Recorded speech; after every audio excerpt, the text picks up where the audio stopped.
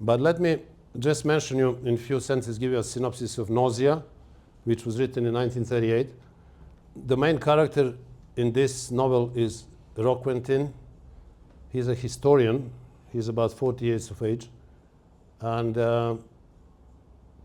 he has been sent to the small town in France to actually write some historical inquiry about a political figure called Marquis de Relebon.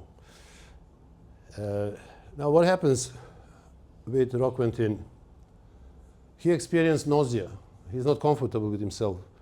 He's never restful. He's constantly entertaining the idea that his life is meaningless, unfulfilled, that whatever he does, it simply doesn't matter. And he sees himself just wasting his time, literally being in prison doing this, on this historical figure, writing the history about that person, which has nothing to do with him. So Quentin experienced nausea. And that is a physical and existential discomfort triggered by a revelation of pure existence. Now, what happens to him?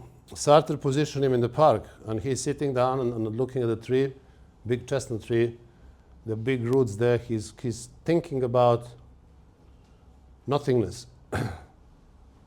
He thinks how meaningless that tree is and these roots. And that we are the ones who give meaning to that object. But in reality, it's too real actually, it's grotesque, it's excessive, but without any justification, without any meaning. All that mass of roots in front of him means absolutely nothing. So he concludes that existence without essence. So why is this important to understand? That existence is without essence. Because when it comes to essence, Schopenhauer, religions, Plato, Aristotle, they all believed that there is an essence. Because God has created us, so we must have godly essence. So we come to this world with essence already. But Sartre's major point in his existentialism is there is no such thing. It's only existence. It's only our choices and our actions. And therefore existence precedes essence. So looking at this tree, we has got no essence at all unless we give it to it. He also splits the things in two categories. Think on itself, these are objects, they have no essence, and thinks for itself. And this is us humans. Why? Because we understand that we don't have essence. And then nothingness gives us freedom to change, gives us freedom to decide, to choose. And this is that ultimate freedom, which comes with great responsibility. So existence precedes essence. This is the key element that comes from Nausea. Eventually, Rollebaum abandons his job. He realizes that he is the man without essence because he is doing something that is not him. And this is another big existential characteristic of Sartre's philosophy. And this is that bad fate, when you live the life which is not you. So Sartre says you cannot just be a waiter or a bus driver or a husband or a wife. You're more than that. You're a human being. So don't constrict yourself into simply one function of your life and end there, because you have choices. You can always change things. And living that false life, which most of the people do most of the time, is for Sartre absolutely reprehensible, is unacceptable. And this is what he calls bad fate. So Quentin decides to change. And he starts thinking about himself. So how is he going to change? Quentin finds the answer in art.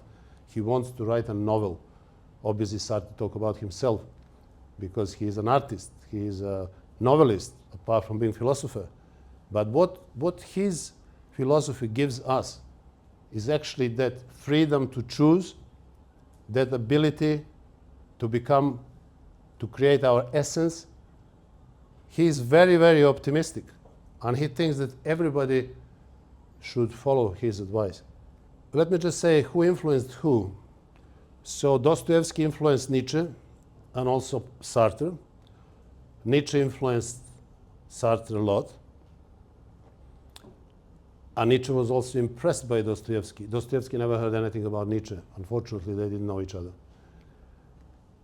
Now, what do you think they would say about each other? So Nietzsche would probably despise Dostoevsky's religious existentialism. Dostoevsky would see a danger in Nietzsche's Übermensch or Overman. Sartre will see in Nietzsche repression of universal freedom. And Nietzsche would see in Sartre simply hiding in the herd morality. So I hope I've given you a few ideas. So I would expect from you now questions that I hope I will answer. And I'm going to give you the floor now. Thank you.